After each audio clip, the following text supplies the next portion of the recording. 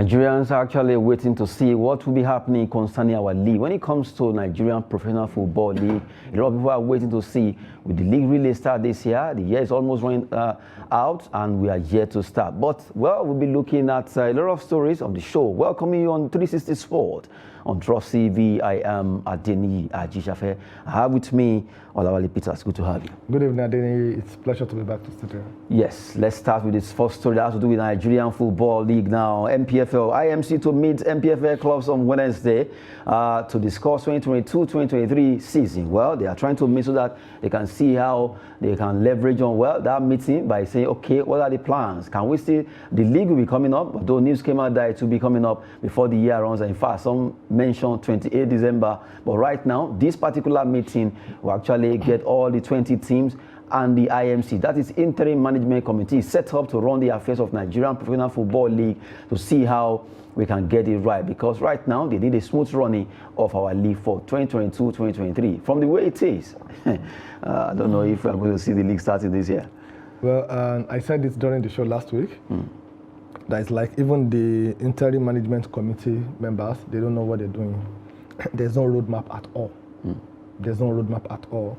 And they wanted the league to start on the 28th. Today is 20th, right? 8 days. So we're talking about 8 days. I don't know, maybe you have a copy of the fixtures with you already. No, I don't have it. You don't have. And you want it's not out yet. And it's not out yet. 8 days. Premier League, other leagues, you have it like even 3 months before 3 months time is out. Before.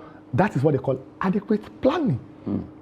Now, 8 days, we don't know. The first team to play doesn't even know that this is where I'm playing, this is where I'm traveling to. They want to host meetings on Wednesday. And they want to hold meeting on Wednesday tomorrow, making it 7 days.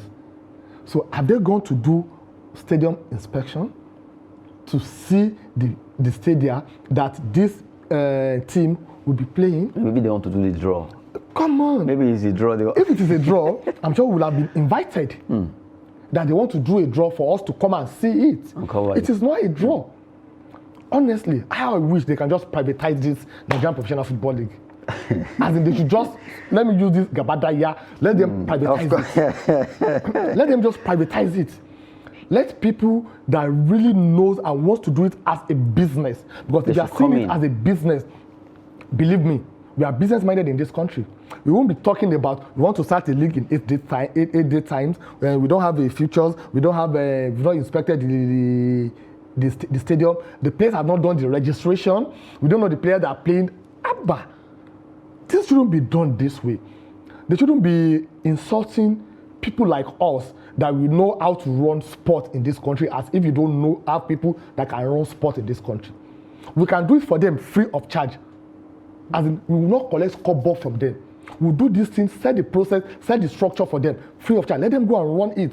Because it is annoying that we are still talking about the same thing for the past 2 or 3 months. Look at Ethiopia. Look at Lesotho. Look at what Rwanda. They are doing. Rwanda. And we are talking about we want to rule Africa. Sincerely, it is high time we really look into it. I expected more from the new executive of the NFF. But what I'm seeing right now, I normally say that we have, I don't want to say is a cause in some parasata that the predecessor is always better than the successor. I pray we'll not get to that situation. We say that I'm so sure this one will be different. I have the feeling that this one will be different. What gives you that feeling that this one will be different with what we have seen on ground right now? We are playing the friendly match. We are playing the Nations Cup qualifier in February or March. Other countries, they are already preparing. What have we done? We are meeting tomorrow. That's what we are doing. Come on. They really need to look into this thing. Sincerely, they really need to look into this thing. If we want to suspend the Nigerian Professional Football League for 1 year, for us to get it right, like, okay, for good 1 year, we're going to erase the Nigerian Professional Football League from our calendar. What do we want to do now? We need to plan. We need to plan. We want to plan adequately. Number one, we need to have in process the welfare of these players. We need to be sure that the government, they need to show us, even if it is for them, if it's for NFF to create an account with CBN under TSA, that the salaries of this player, go and pay it there. So every month, CBN transfer to the player directly. so that the players will be rest assured that I have my money. Their traveling expenses also. Their welfareism, let's take care of that. The stadium, if they cannot manage the stadium, let them give it out to people that are ready to manage the stadium. Okay, I can manage the stadium for you. Leave the stadium house to me. I will spend money to put the stadium into shape. I will get my money from the gate fee. That's what we call private partnership. We do that with them. We have people that can do this. If you don't have all this in plan, we just do as if you are rushing to the bedroom and want to rush out also. If it is for us to suspend it for 6 months, for 3 months, for 1 year, sincerely, let's do it. Because as far as I'm concerned, it's still going to be the same issue. We wanted to start during the World Cup before. They said, no, we can't start again. Then we'll start middle of December. No, we can't start again. We want to start. Write it down today. We will not start on the 28th. Write it down. We will not start on the 28th. What's a way to go? Nigerian football. Anyway, we just hope that we get it right. IMC to meet MPFA clubs on Wednesday. Let's see the outcome of that particular meeting by the time they meet. And also, we just hope that we get it right. If really harness sport very well, it can turn a lot of things around in Nigeria, our economy, everything. A lot of things will change, and youths out there, at least all the issue of social vices will be a thing of the past. A lot of people go into sport. If they cannot do it for business, they can do it for fun, and they will forget about whatever they want to do that is evil. Well, right now, we just hope that we get it right when it comes to sport. Now, let's talk about a country that really done well by winning the World Cup. Well, while they are celebrating the players, they gathered themselves together, they sang, they are so happy, and they forgot that, well, they have been they have been projected by some set of people. Well, let's look at this story that has to do with International Sports Journalists Body, AIPS, demand apology from Messi and teammates for insulting journalists. They were singing. So they actually mentioned some, at least the F word there, vulgar word, and really, which is not allowed. And they call journalists names that's this and that, which we can't mention. But really, if you see, that video was going around, and I didn't expect that from Messi and the entire team. Right now, they are asking for apology because no matter how, whatever you have achieved, the press actually contributed. Like you said in the morning, attention has been given to Messi. You mentioned Emiliano Martinez, you mentioned Scaloni, you mentioned all of them. We've seen so many areas where the way press pushed Messi, let's be candid with ourselves, the way Messi pushed Messi, the way, press, the way press brought down Ronaldo from what they've written because of Manchester United, because of this, because of that. So there are so many things that Ronaldo didn't do that was really that he did. Yeah. There are so many things that it's not even up to. We enlarge it for Messi. You know, this is the bad boy, this is the good boy. But Messi should not forget, and the teammate, that either Argentine press, either Somalia press, either English press, all the press are one with that AIPS. And now, calling them names just because they wanted to ask questions, because as we were celebrating, some journalists wanted to get interviewed instantly. They started singing some songs that are really not too good. Actually, I'm not really surprised. Why do I say so? If you watch the history of the Argentine team, they are used to situations like this. They are not a team that, when it comes to attitude and character, they don't really have a good record when it comes to that. That's the truth. We saw what they did even during the World Cup, that the FIFA also have to investigate them during one of their matches also, when it has to do with their aggressiveness. Yes, you are celebrating, you are happy, but that doesn't mean you should now be insulting and using words that even if your children are home, they are using that. You should be very angry with them that, why are you doing that? So they are role model. So what are they now portraying to the world? And like you rightly mentioned, the press, they've done a lot, as in a lot, to this Argentine team. Before the competition, almost all the pundits, they predicted Argentina to win the World Cup. And even after they lost their first match against Saudi Arabia, the press, the journalists that they are insulting and abusing, they still came up that, no, it's not over. Like, they motivated them that Spain had the same issue. And they won it. And they won the World Cup. They too, they can do that. Is this a way to pay them back? In fact, Messi himself, like you said, that the press has been so good to him. As far as I'm concerned, he's not even the most decorated player in the world today. He's not the most decorated player. Dani Alves is the most decorated player in the world today. He has won everything. He has 44 trophies with him. And out of these 44 trophies, he won only 23 with Barcelona. He won others from different clubs. While Messi, he has 43 trophies. And he won 35 in Barcelona. In Barcelona. 1 at PSG and 7 from the Argentina team. So if you take it pari passu, you take Dani Alves. I'm very sure a lot of people will be googling right now that, oh, is it true? But it is true. The press are not talking about it. Nobody's giving it the attention, but they are giving it to Messi. So if the press have done a lot to you like this, even if your players, they are the one doing that, it will have been reported that, oh, the Argentina players are abusing journalists, but Messi defended the journalists. But all of them, they pack themselves together and do the same thing. And do they even need to demand for an apology before they will give that apology? So that is another thing entirely. Sincerely, I'm totally disappointed. They are enjoying their victory, well deserved, but they shouldn't spoil. Even if they tender that apology right now, it is belated as far as I'm concerned. But they should have asked for it before they do the right thing. Sincerely, it's not a really good one for them. We just hope that will actually go well between AIPS and also Argentina right now. Well, let's move that away from that particular story. Let's talk about 2022 World Cup. It has been one of a kind. That's the story we are moving on right now. 2022 FIFA World Cup in Qatar. Against all odds, they shocked the whole world how they hosted, facilities, maintenance, attitude towards people, the warmth and all that. And also how they use technology, in fact, the advancement, everything they did just to make sure FIFA World Cup Qatar 2022 really went well. And now, truly, you can call it one of a kind. Yes, one of the kind. And then money well spent. That's the truth. Money well spent. We all saw where the money went into and what they did with their money. And I also think this is a lesson to most of us, especially the African countries, and even we Nigeria, not to be allowing another culture to dominate our own culture. Because the Qatari government, they stood their ground that this is our culture. For the first time in the history of World Cup, no English supporters or fans were arrested.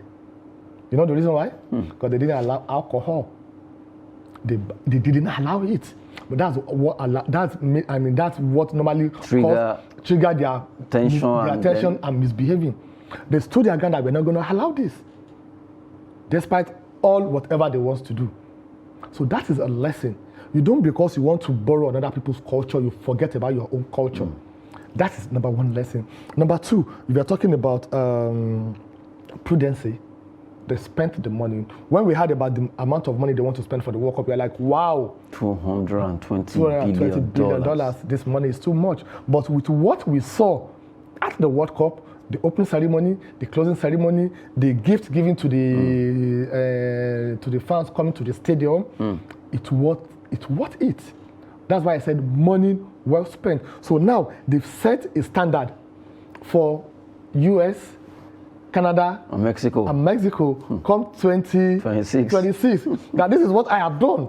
Let's see what you can do also. And most of the fans that went to Qatar, they have a change in their mentality and orientation.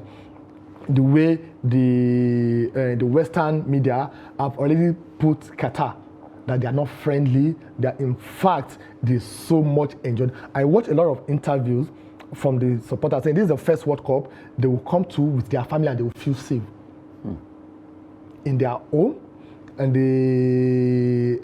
at the stadium, or when they go out. You ask for direction, they will direct you. Nobody will misbehave. This direction you just mentioned, let them come to Lagos and ask for direction.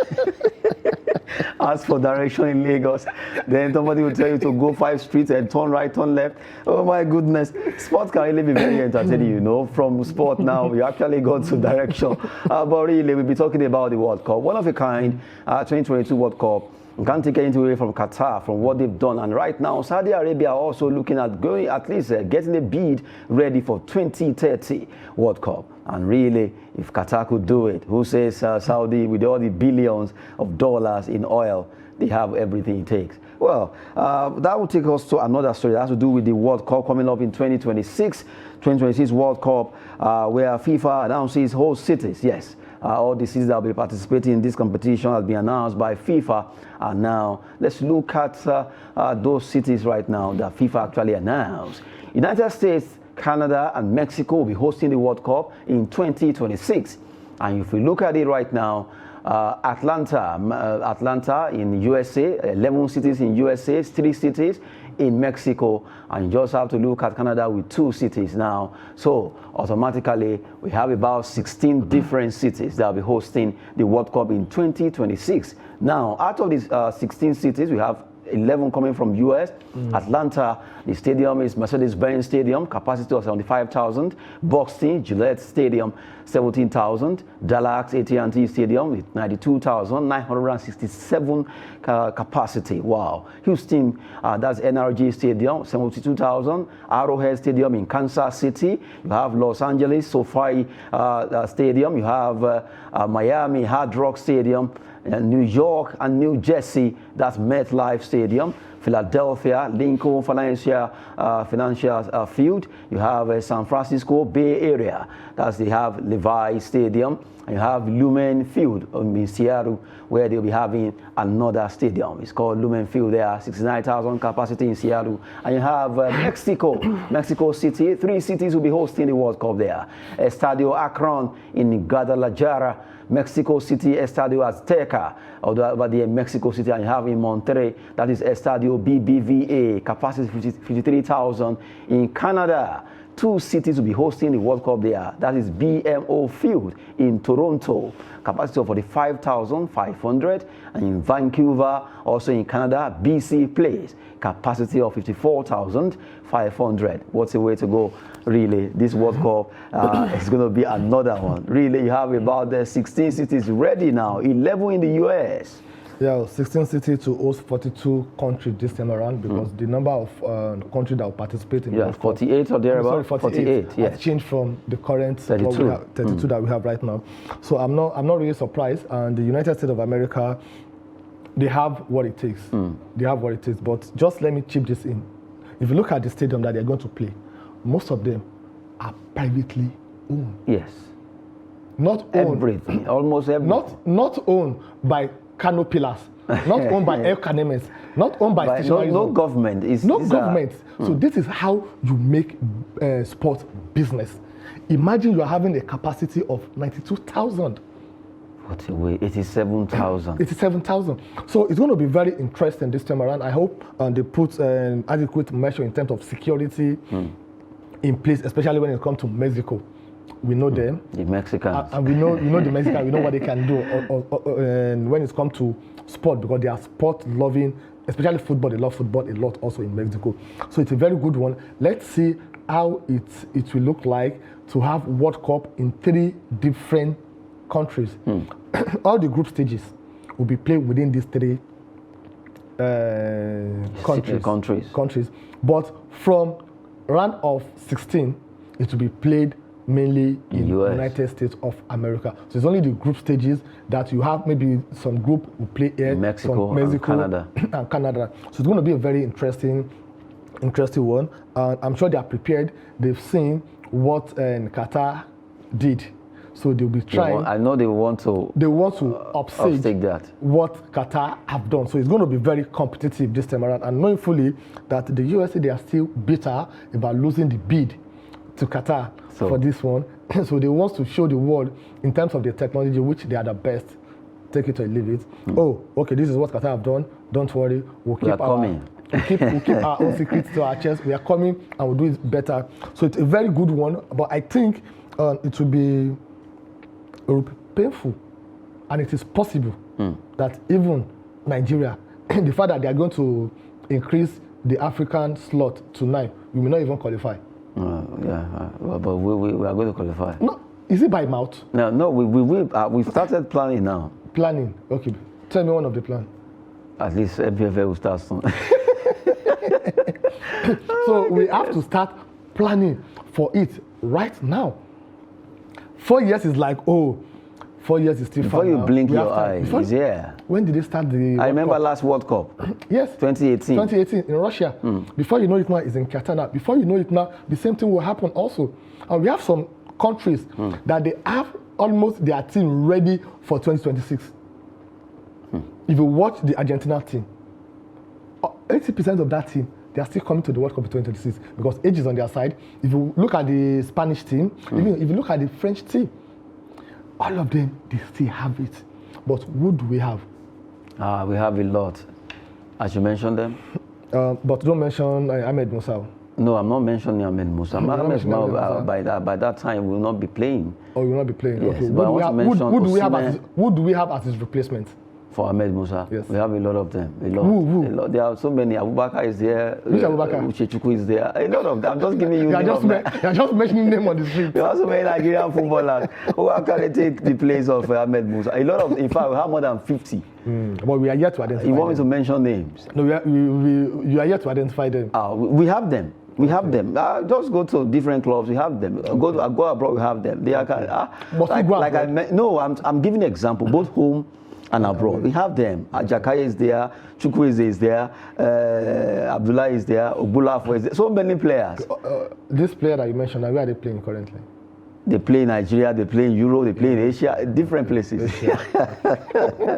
Oh my goodness, we just have to get this right in Nigeria. Well, we just have to have some spice to it there. I was talking about the World Cup in 2026. Now, still talking about the World Cup, but this time around, let's digress a bit to another side of the story. Talking about two players who they missed their penalty, although one was actually called by Emiliano and the other by Luis Old. Talking about Kingsley Coman and Tchouameni, racially abused online. Well, this is becoming too worrisome. I remember what happened to Bukayo Saka, Rashford, when they couldn't score their penalty for England. Sanchez. But right now, Kingsley Coman and Aurelien Tchouameni are really being abused almost everywhere they turn to. Is abused here and there. In fact, I read somewhere that they could be forced to leave social media because of the abusive words coming to them for missing those penalty or for the fact that Emiliano Martinez called down one and all that.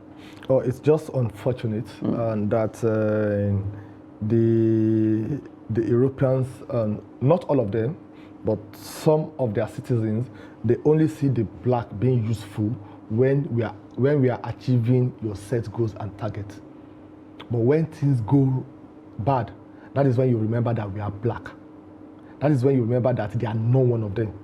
That is when they start abusing them. That's when they will remind them that we are not one of us. It happens to Patrice Evra of France also. It happens to Rashford, like you mentioned. It happens to Bukayo Saka, Sancho. It happens to even Henry. I think it is high time that the FIFA and even the government also, they need to come very hard when it comes to this. Because most of these, their threats, they don't take it. It's not just for social media stunts. They actually meant it. They actually meant it. Up to the alleged threat to their lives also.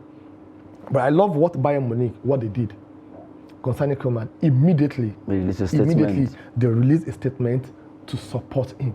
So I expected the French football authority also to do the same thing immediately.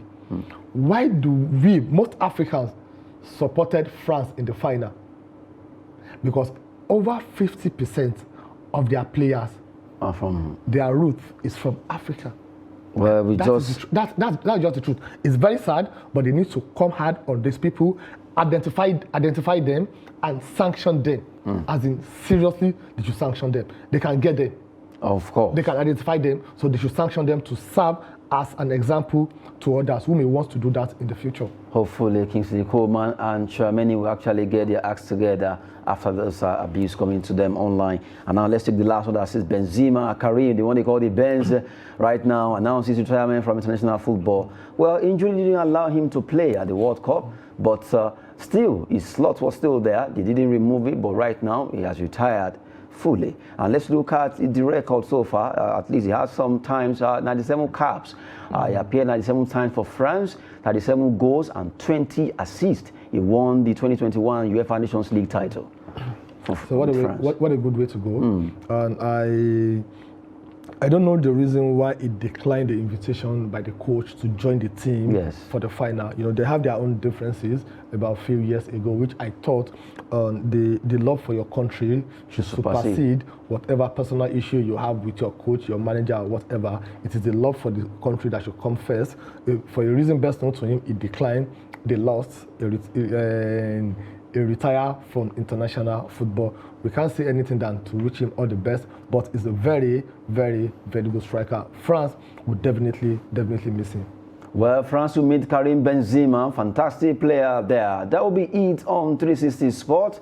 Thank you very much for coming on the show. It's my pleasure being here, Adini, and I hope the 2026 World Cup preparations start, like you said, all your Chukudi, Akinyoye, so you have to go and identify them in time. Nigeria will actually qualify for 2026 World Cup. You can see that. Well, I am Adini Ajishafe. Thanks for watching.